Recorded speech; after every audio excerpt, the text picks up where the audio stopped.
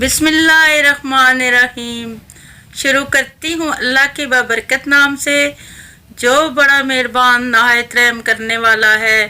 السلام علیکم۔ آپ کے لیے آج کچھ انمول موتی لے کے حاضر خدمت ہوں۔ اگر کوئی چیز تقدیر میں نہیں بھی لکھی تو پھر بھی دعا ضرور کرنی چاہیے، کیونکہ تقدیر کے سامنے ہم بے بس ہیں۔ تقدیر لکھنے والا تو بے بس نہیں ہے۔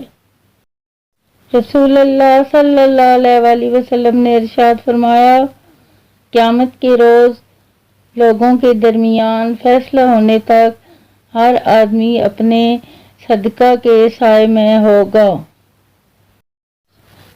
جو شخص تمہارا غصہ برداشت کر لے اور ثابت قدم رہے تو وہ تمہارا سچا دوست ہے۔ خوبصورت زندگی کا راز دعا کی جائے، دعا دی جائے، دعا لی جائے۔ نبی کریم صلی اللہ علیہ وسلم نے فرمایا، تم مشرکین کے خلاف کرو، داڑھی چھوڑ دو اور مونچھیں کترواؤ۔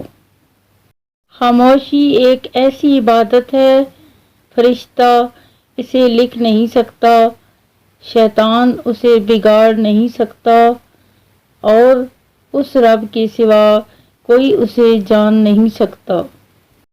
رسول اللہ صلی اللہ علیہ وسلم نے فرمایا، مسواک لازم کر لو، کیونکہ یہ منہ کو پاک صاف کرتی ہے اور رب تعالیٰ کی خوشنودی کا باعث ہے۔